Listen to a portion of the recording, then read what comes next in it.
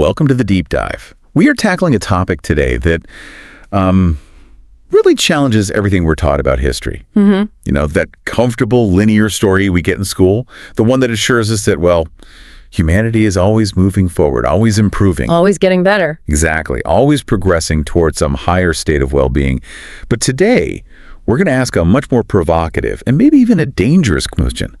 What if the story of human history isn't a straight line upward? That linear perspective is so powerful, isn't it? The idea of, historical inevitability, that we had to go from primitive to advance. It's more than just history. It's like a foundational cultural myth, especially in the West. But when you start to apply the rigorous lens of, say, anthropology, archaeology, evolutionary psychology, you look at the last 10,000 years, and that idea that civilization inherently equals well-being, it starts to look incredibly shaky. Absolutely. And that's where our source material comes in. Today's deep dive is based on the core arguments and the key lessons from Christopher Ryan's really challenging book, Civilized to Death: The Price of Progress. It's a fantastic source. It really is. And it's a book that demands you shed your most deeply ingrained assumptions about modern life before you even turn the first page. It really does, because Ryan's work forces this serious, almost unsettling confrontation with our cultural definition of success. And what I love is that the source material is so multidisciplinary. It draws on skeletal analyses from archaeology, cross-cultural studies in anthropology, modern psychology research, revisionist history. It all comes together to create this really robust intellectual framework. A framework that basically forces us to question these deeply rooted assumptions about what progress even is, and maybe more importantly, what we might have sacrificed to get it. And that's our core mission today. The reason we're diving into this is to unpack that central, incredibly provocative question Ryan asks. What if progress, and by that we mean the huge shifts like agriculture, industrialization, and our whole highly structured, competitive modern world, what if it has come at a greater cost to our physical health, our mental well-being, and our social bonds than we're willing to admit? It's a thesis that doesn't just critique the system, it suggests the very foundation is flawed. Right. And it's a deep dive that seeks to use data, not just feelings or nostalgia. We're talking about robust scientific indicators, the evidence that's literally written in our bones, the profiles of disease, the modern stats on psychological distress, to suggest that, when measured against the biological needs of a human being, the last few millennia might actually represent a profound detour.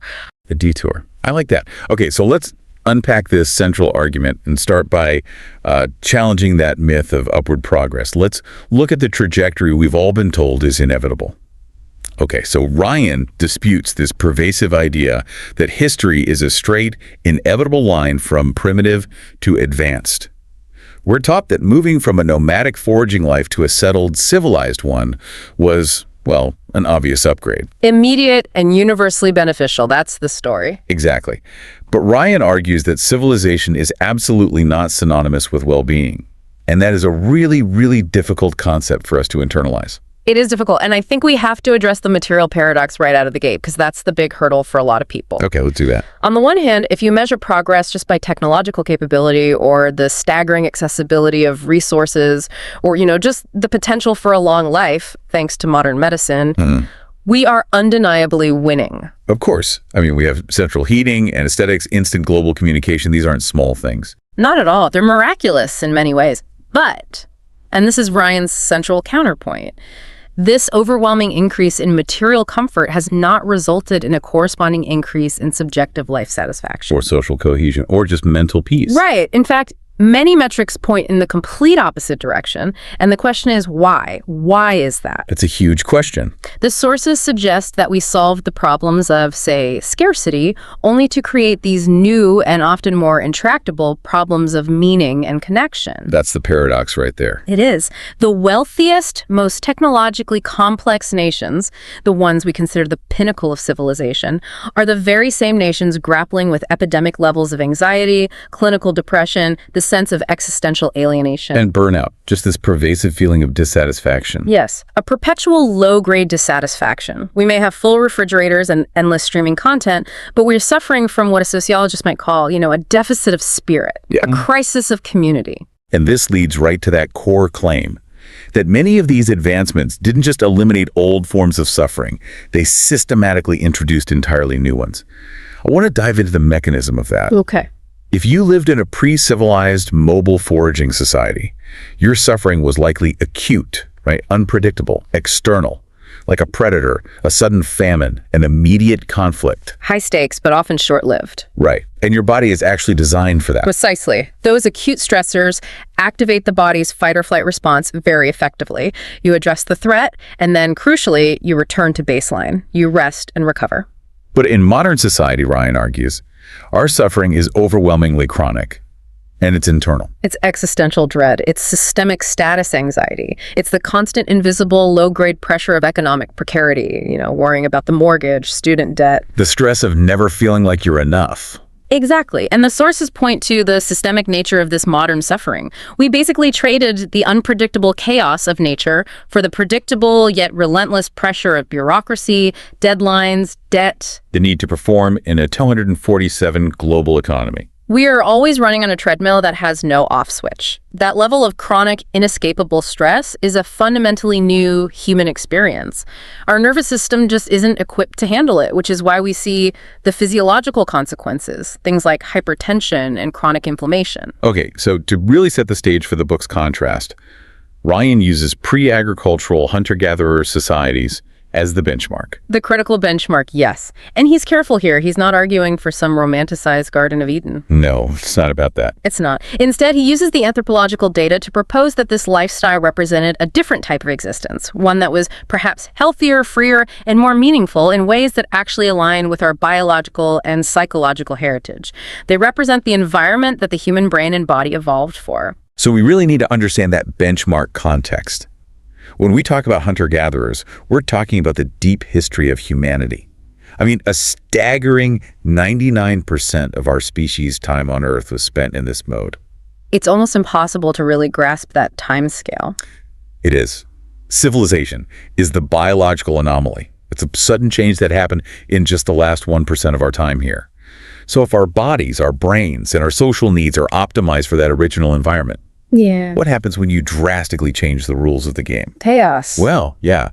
And this brings us directly to the physical costs of that first big change. Right. The agricultural revolution.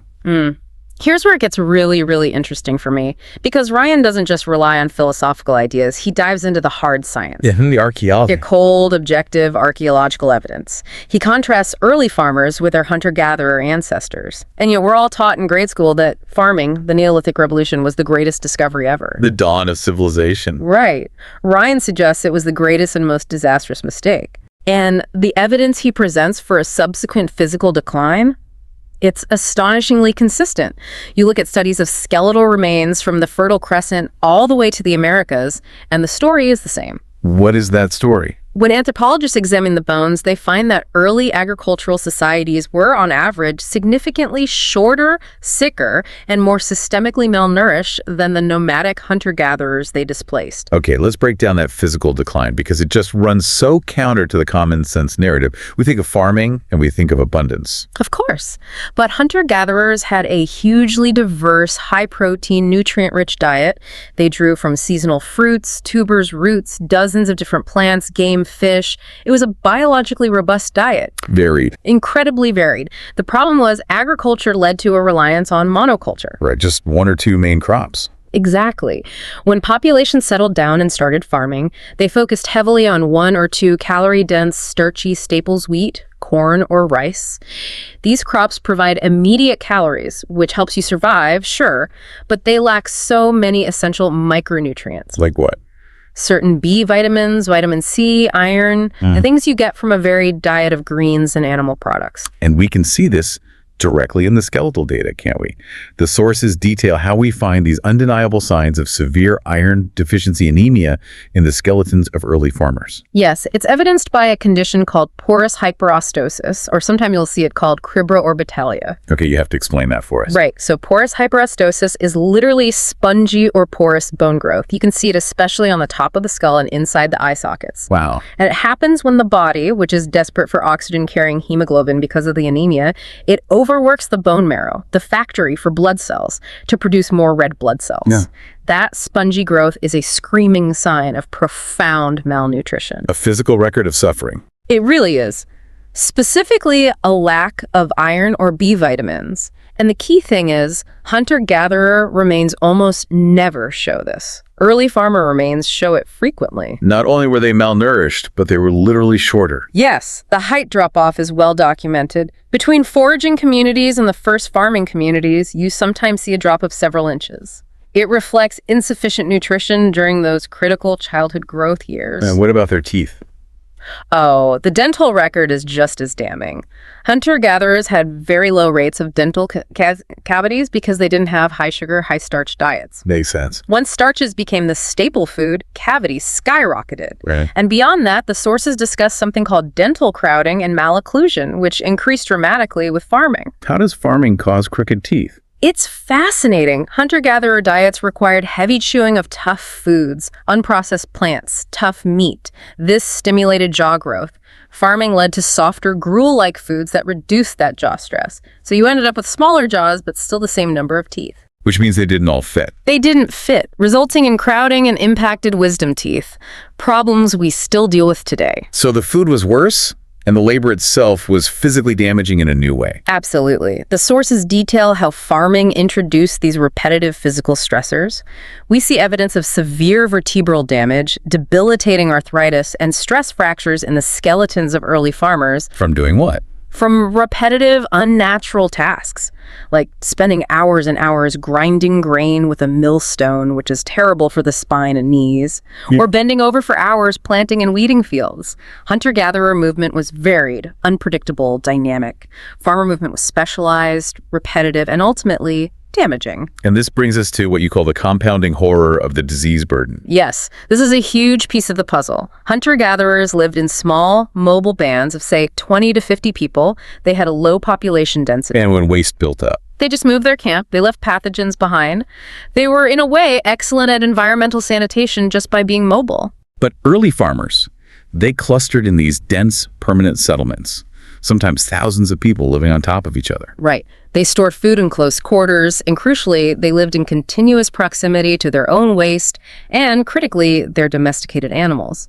This created the perfect, permanent conditions for diseases to transmit, evolve, and just maintain themselves in the population. A petri dish. A giant petri dish. Think about the diseases that have truly defined civilization. Smallpox, measles, influenza, tuberculosis, these are often zoonotic. Meaning they jumped from animals to humans? They jumped species from livestock like pigs, cows, and fowl to humans.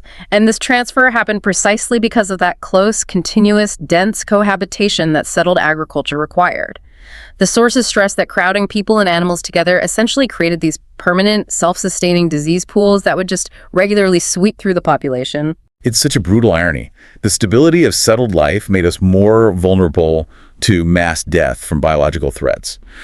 And while, modern medicine has obviously mitigated this, the initial price paid by those early civilized societies was astronomical death rates, especially among children. And this also lays the groundwork for the rise of chronic illness, which is the key part of the modern critique. Right. The civilizing shift led us away from a mobile, varied diet existence and toward a high-starch, sedentary lifestyle.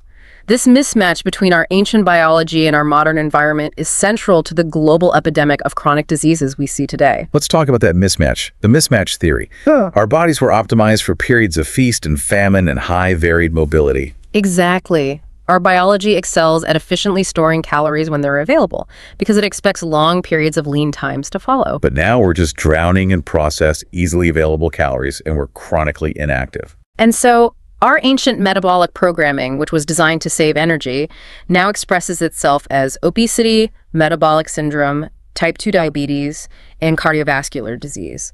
We are suffering not from the diseases of scarcity, but from the diseases of excessive affluence and hyperconvenience. But hold on. If the health outcome was so clearly worse, shorter, sicker, more painful work, why on earth did almost everyone switch to agriculture? There must have been a powerful immediate benefit that outweighed all those health costs. That is the essential analytical pivot that Ryan makes in the book. He suggests that agriculture's primary objective was never human health. What was it then? Societal power. The generation of food surplus and the establishment of hierarchy. Surplus doesn't just mean enough food to eat, it means extra food. Food that can be stored, controlled, and used as a source of power. So the stability offered by that surplus was worth the biological degradation. For the emerging power structure, absolutely. A surplus allows for occupational specialization. You only need a portion of the population working the fields, which frees up others to become specialized craftspeople, bureaucrats, priests, And professional warriors. and soldiers, people who stop working the fields entirely.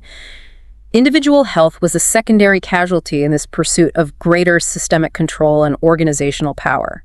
It was the birth of the state, not the birth of health. So the price of having enough stored wheat to survive a famine was signing up for a shorter, sicker, more laborious life and accepting a new boss. Whether that boss was a pharaoh, a king, or a feudal landowner. Yes. You traded biological quality of life and your own autonomy for systemic stability and the creation of civilization. When you look at it through the lens of individual physical suffering, that seems like a truly brutal trade-off. So if the physical costs are, as you say, etched into the archaeological record, the psychological and social costs are just agonizingly visible in the modern world. Oh, absolutely. We have this perfect storm of mental health crises, higher rates of burnout, deeper feelings of alienation than ever before, all happening against this backdrop of unprecedented material wealth. The sources provide a really detailed overview of the modern internal landscape, and the conclusions are stark. High rates of generalized anxiety, clinical depression, pervasive feelings of loneliness, chronic burnout. These are now the default state for many people. And Ryan's argument is that this is not an accident. Not at all. It's not a coincidence. It is a direct and predictable feature of the system we built, a system that is completely divorced from our evolutionary context. The disconnection is just profound. We're isolated from nature, right? We live in these climate-controlled boxes surrounded by concrete and glass, staring at screens. And critically, we're often isolated from genuine, integrated community, even when you're surrounded by millions of people in a dense city. This artificial social structure is a massive, relentless source of chronic stress. Let's talk about that core stressor, the unrelenting economic pressure. In a forging context, survival meant finding immediate food and shelter for the day. In our context, survival means maintaining a mortgage, servicing student loan debt, keeping up with competitive consumption patterns. And ensuring one's digital identity is constantly polished and presentable. The consequences of economic failure feel catastrophic. And that fear is constantly reinforced by advertising, by social media, by the entire culture of competition. We are perpetually running on this artificial treadmill of external validation and economic fear. It's like a low-grade fight-or-flight response that, unlike the acute threat of a predator, it never switches off. No wonder we're exhausted. Exactly. The stress isn't about avoiding death. It's about avoiding shame and precarity within this fixed social system we've created. And if you compare that relentless experience to what the book calls the hunter-gatherer well-being model, the contrast is genuinely counterintuitive to our modern, productivity-obsessed minds. The workload is the most shocking difference for me. It's stunning. Anthropological studies of surviving traditional forging societies like the San or the Hadza, they often suggest that people worked significantly fewer hours to meet their basic needs. Some sources estimate as low as 15 to 20 hours a week dedicated to hunting, gathering, and preparing food. 15 to 20 hours. That's it. So what were they doing with the rest of their time? The rest of the time, the vast majority of their waking hours was spent in leisure. Socializing, storytelling, ritual, playing with children. They were rich in time and leisure. Things we now consider the ultimate, unattainable luxuries. Things you have to retire early to find. Exactly. This just immediately challenges that deeply ingrained idea that primitive equals a constant, desperate, back-breaking struggle for survival.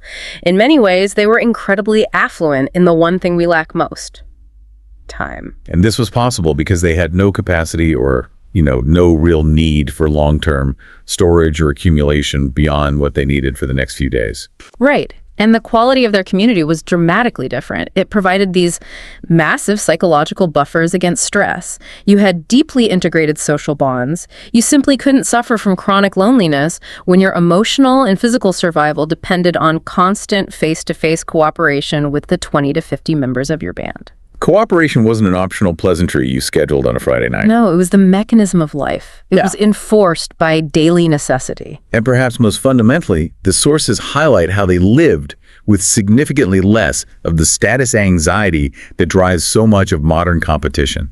How is that possible? This is due to what anthropologists describe as fierce egalitarianism. Fierce egalitarianism. I love that term. It's great, isn't it? In many foraging groups, there was no way to effectively hoard resources. If you killed a large animal, the social pressure, often backed by ridicule and social shaming, ensured it was immediately shared with everyone. So you couldn't get ahead by hoarding. No, and any attempt to assert dominance or act with arrogance or accumulate personal stuff was actively policed by the group. You couldn't successfully accumulate property beyond what you could carry because it would mark you as a liability or a threat to that egalitarian ethos. And this moves us seamlessly into the loss of egalitarianism, the big social shift. As soon as you have agriculture in a surplus, you need rules. You need rules about who controls that surplus, who protects it, and who gets what share. And so civilization introduced rigid, often inheritable class systems where cooperation was no longer voluntary and decentralized. It became enforced and hierarchical. And this is the birth of systemic, generationally entrenched inequality. It is. The discussion of how property ownership became the cornerstone of civilization is critical here. Once land and stored grain could be owned and passed down, the gap between the haves and the have-nots became permanently cemented into the social structure. And that created this inherent advantage and disadvantage that just compounded over centuries, leading directly to the massive wealth disparities we see today. So property became the engine of inequality. And along with centralized property came the undeniable need for centralized enforcement. Right, where hunter-gatherers might resolve disputes through community consensus or, ridicule or temporary ostracism, civilizations rely on codified law. And permanent police forces, taxes, and the explicit threat of state coercion. It's the shift from cooperation backed by social pressure to order maintained by institutionalized violence. The state is, by definition, an agreement to centralize violence, to maintain order and protect property. So we gave up time, health, equality, and this robust voluntary community. In exchange for stable food storage and a powerful central authority that protects the assets of the few. Wow. When you look at the exchange through the lens of individual physical and mental quality of life, it suggests that the bargain we struck 10,000 years ago, the cost of which we are paying daily in the form of burnout, anxiety, and isolation, was a massive net loss for the average human being. That deep focus on systemic chronic stress leads us right to the great challenge of our time, what the book calls the paradox of convenience and alienation. We live in a time that's just defined by miraculous technological achievements, instant communication, unprecedented speed, tools that promise to automate away drudgery. Technology promises efficiency and ease. And yet, Ryan argues, it so often delivers the exact opposite in terms of human fulfillment. It's the broken promise of technology. It really is. If you look back at the introduction of the telephone, the car, the personal computer, the internet, they were all heralded as tools that would finally free humanity from labor and isolation. The promise was always more leisure time, unparalleled connection. The historical promise was abundant leisure. The reality, however, has been the increased workload. It's so true. You'd think that with AI and email and instant video conferencing, we'd spend significantly less time working. But the expectation has just ratcheted up. Technology gives us the capacity to be efficient, but our economic and social systems immediately translate that efficiency into more expected labor, not more free time. The technology doesn't serve our lives. Our lives now serve the technology's potential for continuous exponential productivity. It's that insidious difference, isn't it, between labor reduction and expectation inflation? That's a great way to put it. Technology gives us the tools to work less, but the culture of constant economic growth ensures that we simply fill any freed up time with more productivity demands. Think of the infinite inbox. Exactly. Before email, once the office closed, the work stopped for the day. Now we are always reachable, always on call. We never get to truly cash out that convenience dividend. It just gets reinvested into more work. And furthermore, the book discusses so powerfully how technology separates humans from natural cycles and rhythms. We're completely divorced from them. The rhythms of the sun, the seasons, the biological clock that evolved with us over millennia. We live by the clock on the screen, the deadline on the calendar, and the demands of the global market.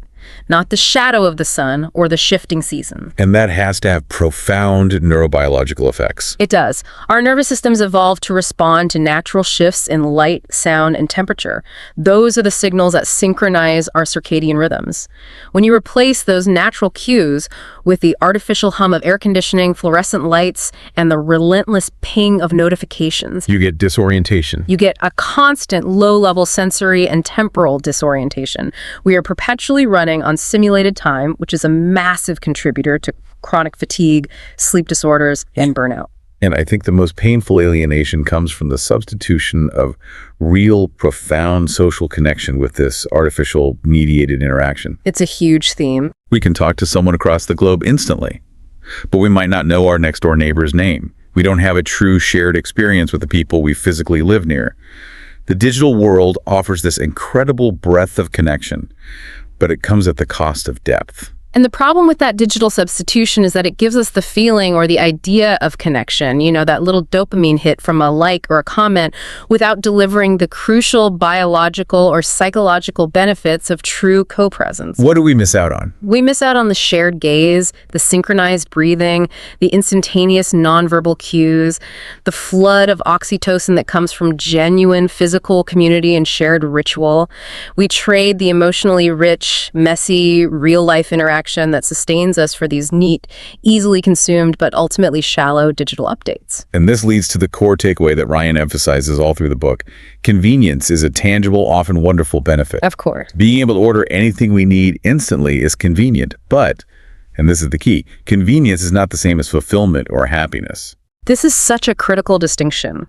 If we prioritize maximizing convenience above all else, we often inadvertently strip our lives of the very things that give them depth and meaning and resilience and genuine joy. It's a trade-off we don't even realize we're making. We don't. The sources remind us that many of the most meaningful, fulfilling, value-rich activities in human life, raising a child, mastering a difficult skill, maintaining truly deep friendships, engaging in complex creative work, are profoundly inconvenient. They require immense time, friction, effort, and face-to-face risk. Exactly. So if we relentlessly optimize for ease, we are not optimizing for happiness. We are simply optimizing for frictionless consumption. And that's why the paradox of convenience leads directly to the feeling of alienation. Okay, this has been a powerful and, frankly, a sweeping critique. It essentially suggests that the entire foundation of our modern project is flawed. It's a big claim. It is. So as a deep dive, we have to maintain intellectual honesty and critical balance. We have to acknowledge the complexity of this and address the criticisms the book has, quite rightly, received. We need to provide that multi-perspective view our listeners expect. Absolutely. The source material, for all its confrontational stance, is sophisticated enough to provide the context for this kind of critical analysis. We have to look at both the strengths that make this argument so compelling and the limitations that prevent it from being a complete, unchallenged truth. So let's start with the strengths. Why has Civilized to Death resonated so widely? Why has it earned this reputation for intellectual courage? Well, first and foremost, I think it's praised for its boldness and its research depth.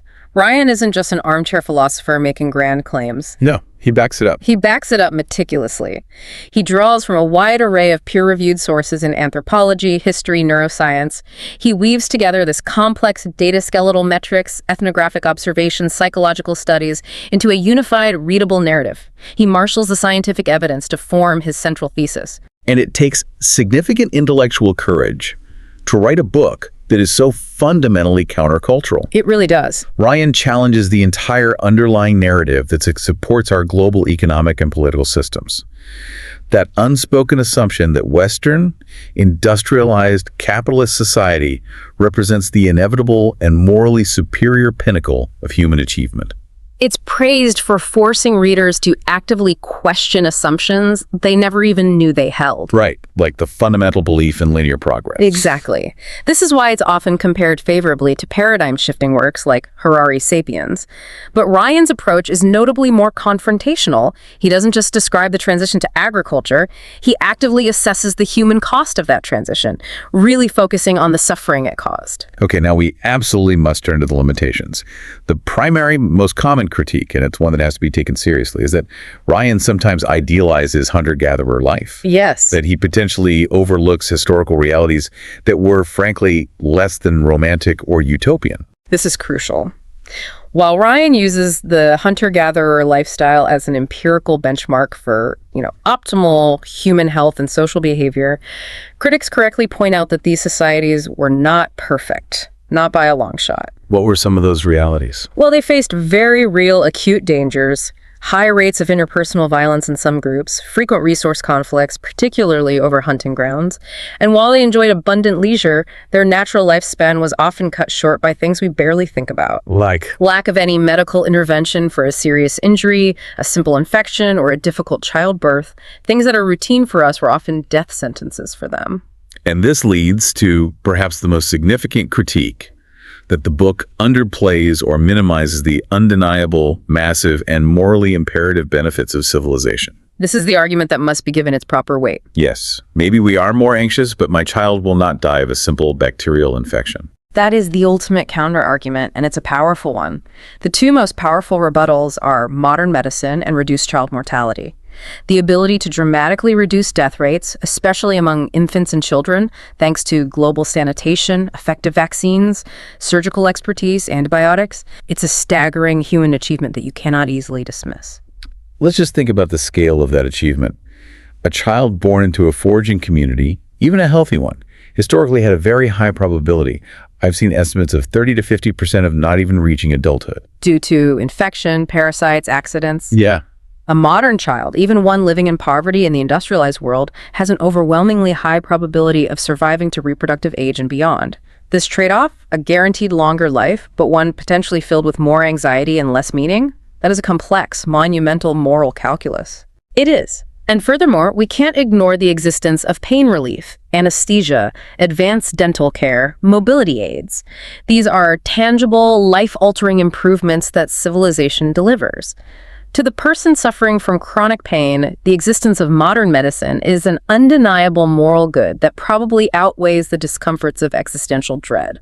And finally, the book offers a very strong critique, but it is often criticized for offering less in the way of concrete utopian solutions. Right. Ryan's goal is clearly provocation, not prescription. He doesn't tell you how to revert to a foraging lifestyle while living in a city of 8 million people. No. And for some readers, that lack of actionable systemic steps to change can feel frustratingly incomplete. But ultimately, the limitations don't negate the value of the critique. Not at all. The final verdict on the book is strongly positive because it succeeds in provoking essential, deep reflection, regardless of whether you agree with every single point. It forces you to stop conflating industrial progress with human happiness, and that is the most valuable intellectual service it provides to the modern mind. It reclaims the question of human purpose from the narrative of economic efficiency. And that reflection is precisely why the book maintains such a high rating among readers who are willing to question their core assumptions. So, after all that, what does this all mean for you, our listener, now that you've done this deep dive with us into human history, anthropology, and psychology? We've covered everything from skeletal analysis to the infinite inbox.